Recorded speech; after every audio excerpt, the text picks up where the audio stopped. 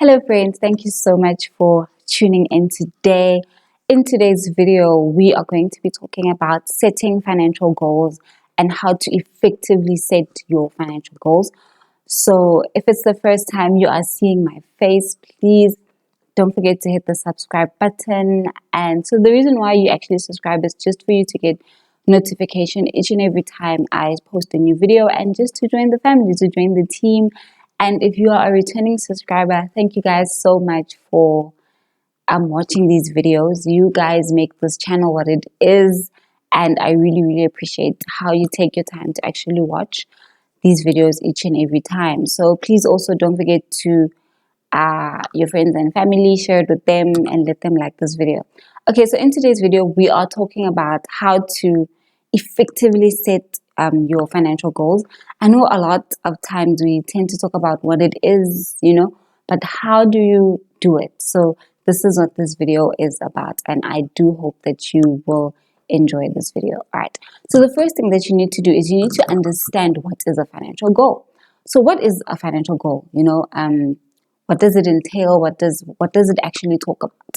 So a financial goal is basically a saving or an investment or a target spending that you want to achieve over a period of time.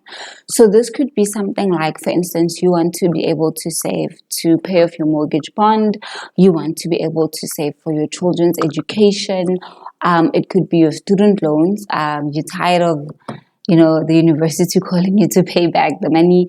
So it's just what you actually want to achieve, over a certain period of time. It could be maybe you want to invest so that the money can grow and you can be financially free. Whatever it is, so that is a financial goal. So you need to be able to understand what it is before you can actually set financial goals. So I think that is what a financial goal is. And the second thing is you need to write it down. Guys, there is power in writing down things. When you write it down, it's evidence that this is what you want to achieve. Haven't you ever asked yourself, why is it that every single time you go to the bank and you open a bank account, for instance, or you take out a loan, they always make you sign. When you write it down, it's almost like a declaration of you committing to something when it's on a piece of paper. Hence, when you are employed somewhere, there's a contract that you need to sign. Hence, when you make a pledge, you actually write it down. So there's power in writing it down, because when you are writing it down, you are declaring it, and at the same time, you are taking accountability of how this is what you want to achieve and when you actually want to achieve it. So you need to be able to write it down. That's why the Bible even says write the vision down, because when you write it down, it's evident, it's on a piece of paper, and you can always go back and refer to it. So there's power in writing down what you want to achieve. So write down the goals that you want to achieve. So if it's a mortgage bond that you want to pay off, if it's a car that you want to buy, if it's, you write it down. I want to achieve my car. Or maybe you're not a person that used to budget. If you want to budget, write it down. There is power in writing it down. So write it down, whatever you want. As I always say, get a journal and write down everything on a piece of paper, because you can always go back to it and track what is it that you wanted to achieve. Okay, so that is number 2, being able to write it down. So number 3 is you need to be real with yourself and actually write down what is important to you. Okay, so the thing with financial goals is because we are people that are different, there are different things that are important to us. So what is different to me might be totally different to what is important to you. So be realistic with yourself and be honest with yourself, and no one is going to judge you. Whatever it is that it's important to you, it's important to you. Okay, it's important to you. To you, it's important and it's of high value. So write it down and be honest with yourself when you are listing down all the things that are important to you. For example, maybe for instance, it is a car. You really want to buy this car. Maybe in your family there is no car and you are just tired of taxis. At the same time, you're finding yourself in a situation where you are working late at night and there are no taxis. So you just want something that is going to be more comfortable for you. So maybe you want to buy a car. Whereas for your friends, a car might not necessarily be important to them because why do they need a car? They live so close to the taxi rank. They can just catch a taxi and, hop on the next taxi. They work during the day. So our needs are different. Hence, I say be honest with what is important to you.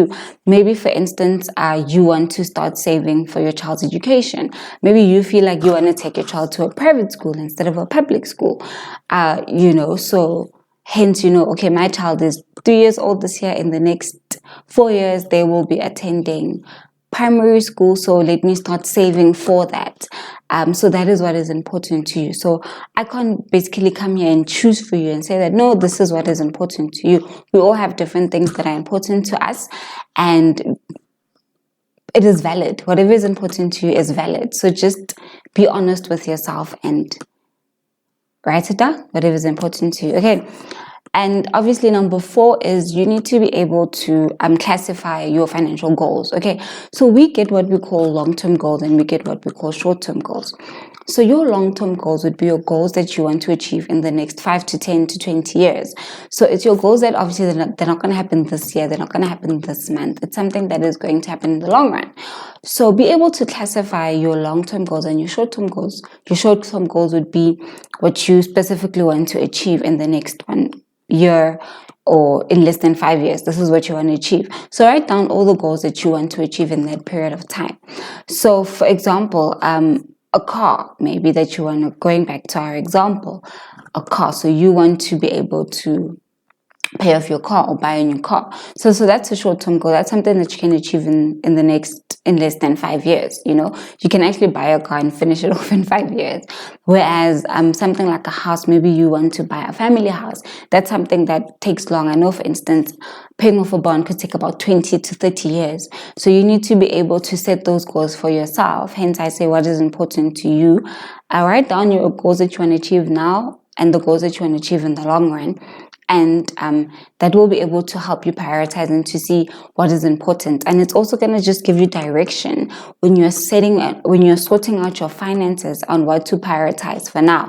For example, one of my goals this year, I literally wrote it down, is to pay off my student loans. So I went to varsity and I studied and I've got these loans and these people are calling me, you need to pay, you need to pay, you need to pay. So I told myself that this year I actually want to pay off that debt. So I literally set money aside each and every month to pay it off.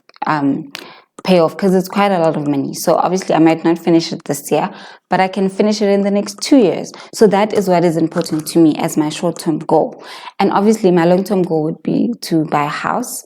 I really, really have a deep, deep desire to just get a house for my children. I felt like my parents did a good job and they got us a house. And it would be nice for my children to also have a place to call home. I don't want to be house hopping. I want something stable for them where they know that this is home. My parents are like a perfect example. So what they did was I always use my home address no matter what, because it's home. I know that it's never going to move. It's always there. So those are some of the things that I can set as my long-term goals in setting them. And number 5, which is the last one, is you need to have a deadline. So the reason why a deadline is important is because it finishes the task. So when you don't have a deadline for your financial goals, it will just be a goal that will go on and on and on and on and on, and you'll end up not achieving it. So have a time and a day that you set and say that on this day, I'll be done paying off my student loans. On this day, we are moving into our new house. On this day, I'm going and I'm collecting my car. Have a deadline and set it. Haven't you ever asked yourself why at work there's a deadline? Because the task needs to finish. Everything needs to finish. So when you have a deadline, it allows you to have a date in mind that you'll know that on this day, this task is finished. I'm starting on a new task. And so that it just doesn't go on and on forever, and it's something that's not achievable. So those are the 5 ways that can help you achieve your financial goals. So thank you guys so much for watching. I hope you enjoyed this video. Please do comment below. Let me know what you think about, setting financial goals. Maybe you've got other ways that have worked for you that you would like to share with the family. Let us know. Thank you guys so much for watching. I hope you enjoy this video, and I will see you in the next video. Bye bye.